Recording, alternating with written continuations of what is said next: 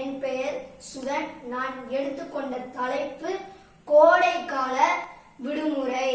காலங்கள் 4 வகைப்படும். அவை இலைத்துளிர் காலம், இலை உதிர் காலம், கோடை காலம், பனிக்காலம் போன்றவை ஆகும். இவற்றுள் கோடை காலமும் ஒன்று. இலைத்துளிர் காலத்திற்கு அடுத்த வரும் காலம் கோடை காலம் ஆகும். இக்காலங்களில் கதிரவன் வானத்தில் ஒளிரும். பறவைகள் கூட்ட கூட்டமாக பறந்து செல்லும். எங்கும் அவற்றின் ஒலிகள் கேட்கும். மரங்களில் வண்ண வண்ண பூச்சிகள் காணப்படும். பூச்சிகள் தேனீகள் பூக்களை சுற்றி பறந்து தெரியும். பகல் பொழுது நீண்டதாக இருக்கும். கோடை காலத்தில் நீண்ட பள்ளி விடுமுறை விடப்படும். சிறியோர்கள் பெரியோர்கள் மகிழ்ச்சியாக காணப்படுவர்.